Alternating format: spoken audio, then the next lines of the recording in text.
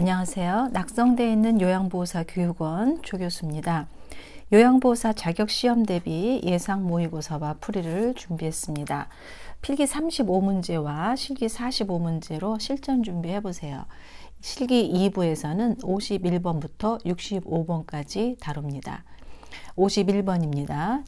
대상자 최할아버지께서 요양보호사가 청소하는데 갑자기 손을 잡고 쓰다듬을 때 대처하는 방법으로 옳은 것은 1번 많이 외로우셨냐며 위로한다.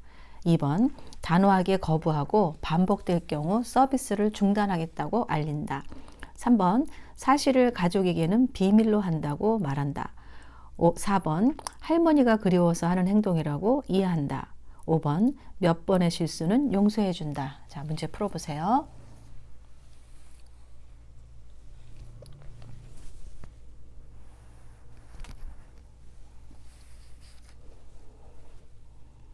네, 정답은 2번이죠.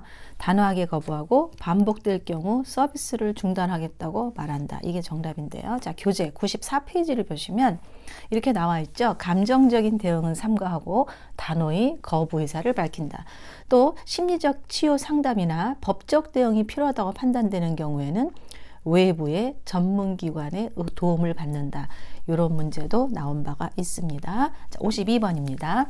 대상자가 식탁에서 식사할 때 돕는 방법으로 옳은 것은 자, 1번 식탁 높이는 가슴 위치가 좋다. 2번 의자의 가장자리에 걸터 앉는다. 3번 고개를 뒤로 젖히고 음식을 입에 넣어준다.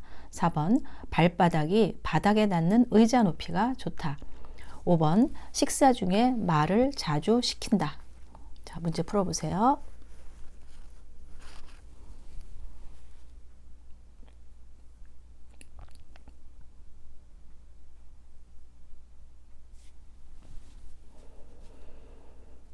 네, 정답은요. 4번이죠. 발바닥이 바닥에 닿는 의자 높이가 좋다. 1번부터 보겠습니다. 자, 식탁의 높이는 식탁의 윗부분이 배꼽 높이가 되어야 된다. 이것도 많이 나왔던 얘기고요. 자, 의자에 앉을 때는 어떻게 앉습니까? 안쪽에 깊숙이 앉는다. 그 다음에 고개를 뒤로 젖히고 음식을 넣으면 사례가 걸려요. 기도가 열리기 때문에. 그래서 머리를 약간 앞으로 숙인 자세를 하고 턱도 당기면 음식을 삼키기가 쉬워집니다. 그러니까 식사할 때는 어떻게 한다고요? 머리를 약간 앞으로 약간 숙이고 턱을 당기면서 음식을 드시는 게 맞는 방법입니다. 그 다음에 4번 발바닥이 바닥에 닿는 의자 높이가 좋은 거 맞죠? 그 다음에 5번 식사 중에 말은 시키지 않는다가 맞습니다. 그래서 정답이 4번입니다. 53번 대상자가 왼쪽 팔에 정맥 주사를 맞고 있을 때 통증을 호소했다. 이때 요양보호사가 가장 먼저 해야 할 일은 1번 수액병을 심장보다 아래로 내려준다. 2번 조절기를 잠근다. 3번 주사 주입 속도를 줄인다. 4번 주사 부위를 솜으로 지그시 누른다. 5번 통증 부위를 냉찜질한다. 자, 문제 풀어보세요.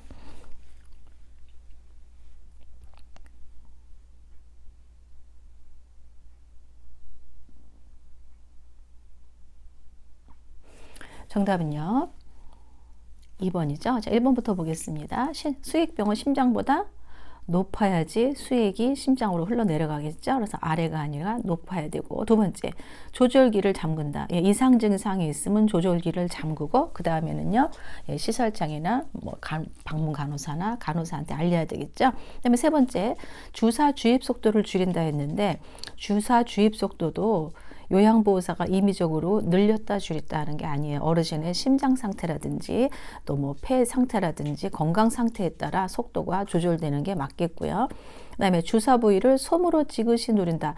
맞을 것 같으죠? 근데 뭐가 틀렸냐면 알코올 솜으로 1 내지 2분간, 그래서 그냥 솜이 아니라 알코올 솜. 그래서 틀렸어요. 약간 헷갈리기 쉽죠? 그 다음에 5번 통증 부위를 냉찜질이 아니라 뭐예요? 온찜질을 하는 게 맞겠죠? 그래서 정답은 2번 조절기를 잠근다가 정답입니다. 54번 침대 위에서 이동 후 식은땀이 나고 안면이 창백할 때 대처하는 방법은 자 1번 이동 후에 자세를 유지한다. 2번 원래 자세로 눕히고 관리 책임자 및 시설장에게 보고한다. 3번 머리를 낮추고 다리는 올린다. 4번 잠시 쉬었다가 이동한다. 5번 옆으로 눕히고 관리차 임자 및 시설장에게 보고한다. 자, 정답은요?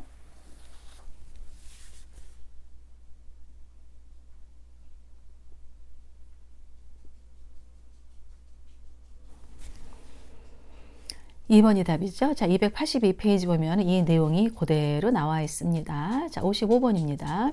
휠체어 앞바퀴를 들어 올려 뒤로 젖힌 상태에서 이동하는 경우는 자, 1번 평지를 이동할 때, 2번 엘리베이터를 타고 내릴 때, 3번 오르막길을 올라갈 때, 4번 내리막길을 내려갈 때, 5번 울퉁불퉁한 길을 갈 때. 문제 풀어보세요.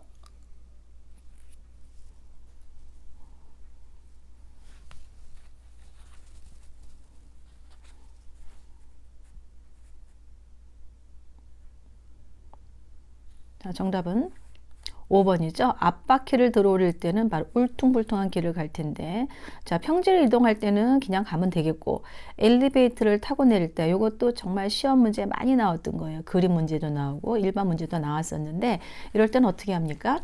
뒤로 들어가고 앞으로 나온다. 이게 맞겠고요. 오르막길을 올라갈 때나 내리막길을 내려갈 때 한번 살펴보겠습니다. 오르막길을 올라갈 때는 앞바퀴를 들고, 그 다음에 경사로가 너무 크거나 체중이 무거운 분은 또 어떻게 해요? 지그재그로 올라간다. 그 다음에 내리막길을 내려갈 때도 이럴 때는 또 뒤로 돌려서 내려오게 되는데, 역시 체중이 많이 나가거나 경사로가 크면 어떻게 한다? 지그재그로 내려온다. 그렇게 다 각각 상태에 따라서, 상황에 따라서 휠체어 이동하는 방법이 다르죠. 그래서 앞바퀴를 들어 올린 자체로 가는 거는 울퉁불퉁한 길을 갈 때 5번이 답입니다. 56번 편마비 대상자의 지팡이 보행 시 계단 오르기 방법으로 올바른 순서. 자, 지팡이 건강한 다리 마비된 다리, 지팡이 마비된 다리 건강한 다리. 3번 마비된 다리 지팡이 건강한 다리. 4번 건강한 다리 지팡이 마비된 다리. 5번 건강한 다리 마비된 다리 지팡이. 자, 잘 한번 생각해서 정답을 찾아보세요.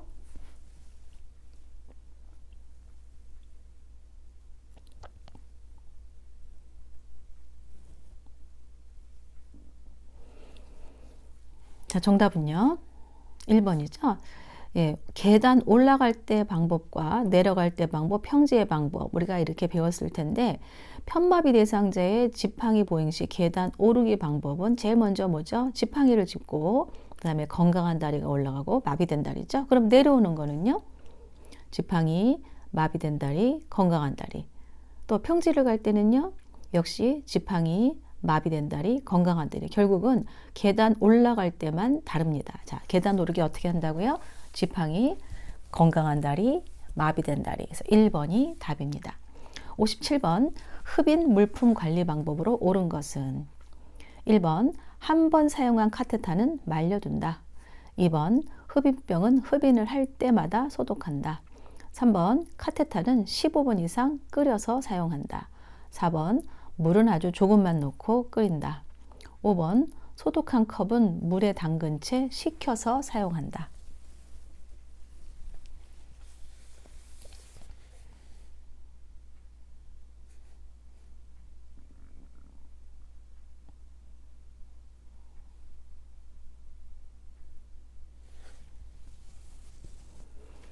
네, 정답은 3번이죠. 카테타는 15분 이상 끓여서 사용한다. 1번부터 살펴보겠습니다. 한 번 사용한 카테타는 말려두는 게 아니라 분비물이 빠질 수 있도록 어떻게 한다? 물에 담궈둔다. 이게 맞겠고요. 자, 두 번째, 흡인병은 흡인을 할 때마다 소독하는 게 아니라 일일 일회 이제 닦아주면 되겠고, 3번 답이에요. 15분 이상 끓여서 사용한다. 4번, 물은 아주 조금만 넣고 끓이는 게 아니라 충분히 잠길 수 있도록 넣고서 끓이는 거고요. 자, 5번 소독한 컵은 물에 담근 채가 아니라 뭐예요? 건져서 자연 건조시켜서 사용하는 거죠. 그래서 정답은 3번 카테타는 15분 이상 끓여서 사용한다가 답입니다. 58번입니다. 자, 이거는 그림 문제인데요. 의리를 옷걸이에 걸어서 그늘에서 건조하는 표시로 옳은 것은? 정답은요. 2번이죠. 자, 이것도 보시면 햇님이 있으면 햇빛에서, 햇님에 빗금이 쳐 있으면 그늘에서, 옷걸이라고 써 있으면 옷걸이에 걸어서. 그럼 1번 같은 경우에는 옷걸이에 걸어서 햇빛에, 2번은요 옷걸이에 걸어서 그늘에, 3번은요 뉘어서 햇빛에, 4번은 뉘어서 그늘에, 5번은 없어요. 이런 거는. 그래서 정답은 2번. 그늘에서 건조해서 옷걸이에 거는 거니까 2번이 답입니다. 자, 59번. 시각장애 대상자와의 대화 방법으로 옳은 것은? 자, 1번. 요양보호사를 중심으로 오른쪽 왼쪽을 설명한다. 2번. 신체 접촉을 하기 전에 먼저 말을 건네서 알게 한다. 3번. 대상자와 보행 시에는 요양보호사가 반보 뒤에서 걷는다. 4번. 몸짓, 얼굴 표정 등으로 이야기 전달을 돕는다. 5번. 소음이 있는 곳에서 대화한다. 자, 문제 풀어보세요.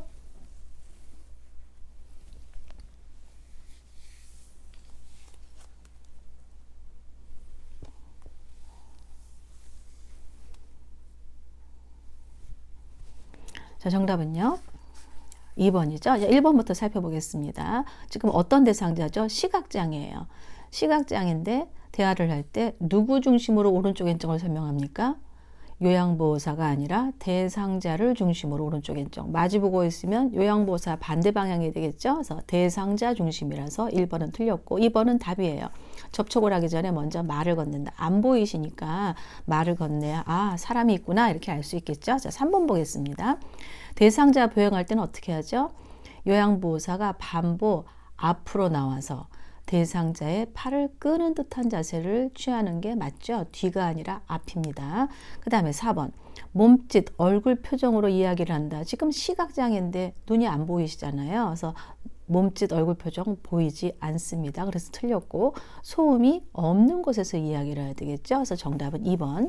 신체 접촉을 하기 전에 먼저 말을 건네서 알게 한다. 이게 답입니다. 자, 60번. 박땡땡 할머니는 돌아가신 할아버지 때문에 잠을 잘 못 주무신다고 투덜투덜 하신다. 요양보호사의 효과적인 말버타기는? 자, 1번 보겠습니다.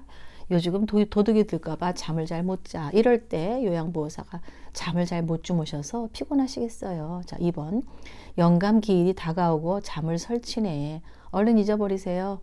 3번. 영감이 늘 문단속 했거든.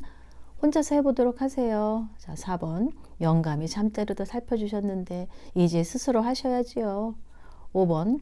요즘은 도둑이 들까봐 잠을 잘 못 자. TV를 켜놓고 주무세요. 자, 어떻게 대응하는 게 효과적인 말버타기인지 답을 찾아보세요.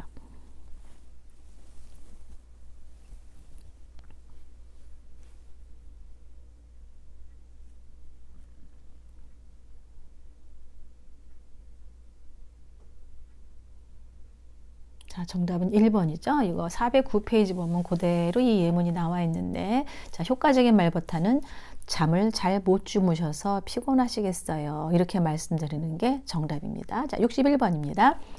치매 대상자의 식사 돕기 방법으로 옳은 것은? 자, 1번 문제입니다. 물은 스스로 마시도록 주전자를 옆에 둔다. 2번, 손잡이가 약간 무거운 숟가락을 쥐어준다. 3번, 음식은 크게 썰어서 드시게 한다. 4번, 숟가락으로 떠먹일 때는 한 번에 수북하게 떠서 제공한다. 5번, 음식이 입안에 있을 때 또다시 음식을 먹인다. 자, 답 찾아보세요.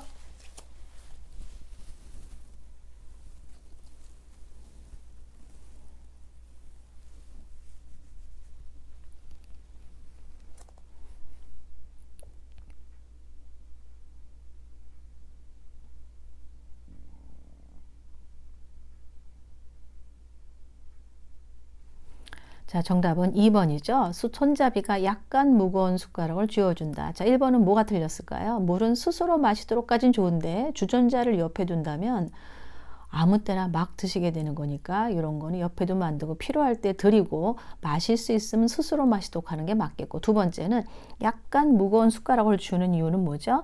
예, 숟가락을 쥐고 있다는 사실을 잊어버리지 않게 무겁네, 아이고 내가 숟가락 쥐었구나, 요렇게 하라고 하는 거고요. 음식은 크게 써는 게 아니라 적당한 수위로 드실 수 있어야 되겠고, 수북하게도 틀렸죠. 입안에 음식인데 또 먹인다면 자꾸 입안에 음식이 그대로 남아서 호흡할 때 질식의 우려가 있습니다. 그래서 정답은 2번. 손잡이가 약간 무거운 것을 준다. 요거 맞습니다. 62번. 치매 대상자의 배설 돕기 방법으로 옳은 것은 1번. 외출 전에는 반드시 화장실을 다녀오도록 강요한다. 2번. 실금한 경우에는 민감하게 반응한다. 3번. 배뇨 훈련 시 낮에는 4시간 간격으로 한다. 4번. 대소변을 잘 거렸을 때는 칭찬한다. 5번. 정해진 시간에 배설을 하도록 강요한다. 자, 문제 풀어보세요.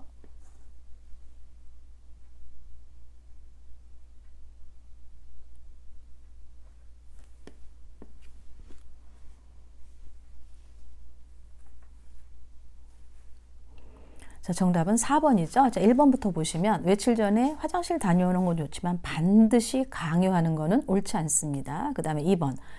민감하게 반응하지 않는다가 답이겠죠. 3번은요. 배뇨 훈련 시 낮에는 몇 시간? 2시간 간격이고 밤에는 4시간 간격. 그래서 낮에는 4시간 간격이 틀렸습니다. 4번은 맞죠? 잘 가렸을 때는 칭찬하고 정해진 시간에 배설을 하는 거 강요하는 것보다는 배설 리듬을 확인해서 어르신이 배뇨를 느꼈을 때 그럴 때 미리 모셔가는 게 맞겠지요. 그래서 62번의 답은 4번. 대소변을 잘 가렸을 때 칭찬한다입니다. 63번. 치매 대상자의 수면장애 돕기 방법으로 옳은 것은 자 1번. 낮잠을 충분히 자도록 한다. 2번. 낮에 꾸벅꾸벅 졸 때에는 말을 걸어준다. 3번. 오후에는 반드시 커피를 마시게 한다. 4번. 저녁에는 술을 마시게 한다. 5번. 낮에는 야외 활동보다 실내에서만 생활한다. 자, 답 찾아보세요.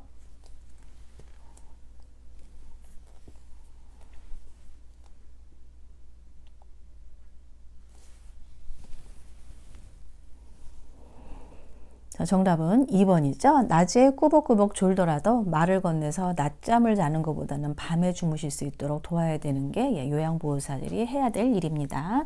자, 64번. 치매 대상자의 파괴적 행동 시 돕기 방법으로 옳은 것은 자, 1번부터 볼게요.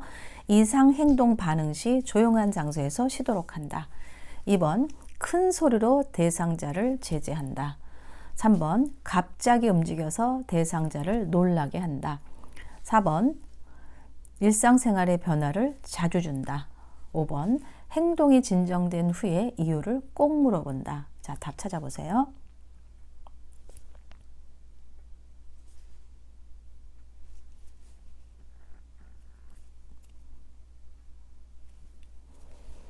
자, 1번. 네, 답은 1번이죠. 이상행동 반응 시 조용한 장소에서 쉬도록 한다. 자, 2번 보시면 큰 소리로 대상자를 제자. 큰 소리로 하면 그분들은 더 겁먹고 더 과다 행동이 일어나고요. 놀라게 하는 것도 역시 마찬가지죠. 이 치매 환자들은 앞으로 어떤 일이 벌어지는지를 잘 모르기 때문에 갑자기 어떤 일이 벌어지면 거기에 대응하는 능력이 떨어져 있거든요. 자, 일상생활 변화를 자주 주면 또 혼란스러울 테고 행동이 진정된 후에 이유를 꼭 물어본다가 틀렸어요. 왜냐고 묻지 않는다죠. 왜냐하면 생각이 안 날 수도 있고 또 생각났을 때 또 화가 날 수도 있기 때문에 정답은 1번. 이상 행동 반응 시 조용한 장소에서 쉬도록 한다. 요게 답입니다. 65번입니다. 임종이 가까운 대상자의 돕기 방법으로 옳은 것은 자 1번. 머리를 낮춘다. 2번. 똑바로 눕힌다. 3번. 용변을 보는 즉시 기저귀를 교체한다. 4번. 전기담요를 사용하여 보온한다. 5번. 조용하게 혼자 있도록 내버려 둔다. 답을 찾아보세요.